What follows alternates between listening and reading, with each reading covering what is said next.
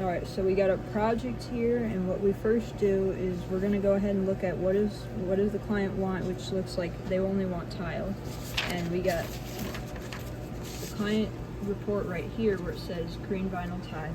So we're just going to go ahead and put one sticker on here to represent it's just one sample project. And it's tile only, so not the mastic. So our project is all logged in now. We got the right, the project code and client information all recorded the way we want it. And also in our file maker system, we got this put in with the client ID and the material description. Crucible here, and we went ahead and weighed it out and put the weight in for our file maker system right there. Alright, now that I got this all scraped off to where we want it, I'm going to go ahead and cut a small little corner right there that I cleaned off, and now that can go ahead and go in the crucible. Now that we got our crucible sample in it, we're going to go ahead and weigh that out again, and then we're going to type that weight into our file maker system. So 28.4015. We got these foil squares that we go ahead and put on over our samples, and we go ahead and take tweezers and poke 2 little holes in them so that they, Alright, now we got our sample ready to be cooked. It's going to go on our oven rack, and we're going to go ahead and put it in our muffin furnace. And that's going to go ahead and cook for a minimum of 4 hours at 485 degrees, but lots of times we cook it overnight, so that works too. We got our sample here that we cooked overnight, and we got our petri dish ready to go. It's all weighed out, and we put that weight in there, and we gotta weigh this out now. And then we type our weight into our file maker, so it's 28.3041. Now we're gonna go ahead and add acid to our sample. We usually add about 5 milliliters or until it stops bubbling. And now this goes into our sonicator for 5 minutes.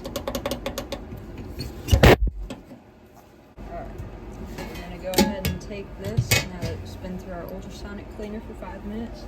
And what I'm going to do is a pre-rinse with this DI water, and then turn this pump on, and then we're going to rinse this down into the pump.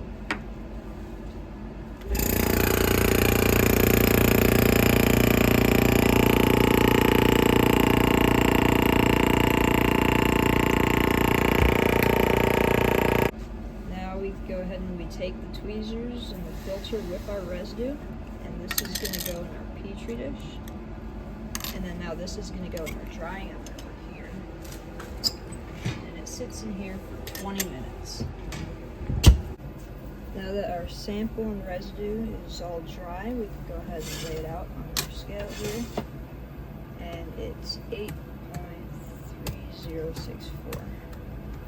Now we're going to go ahead and clean our tweezers here, our scalpel blade.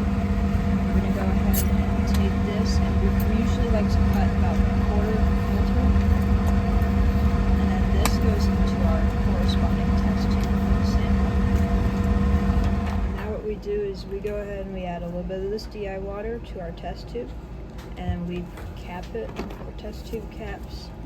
This goes into our ultrasonic cleaner. We make sure that that's at the bottom there, and it goes in for 5 minutes.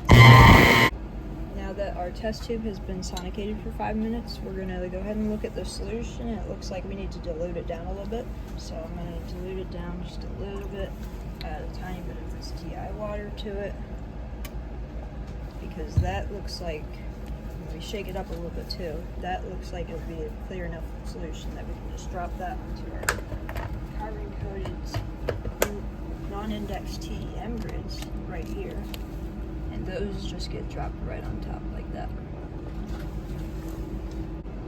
Now we got our sample that's been dried over top of these grids. This is going to go in our corresponding grid box, and that's going to go in E8, and we look at this based on the E8, so that's where our grids are going to go.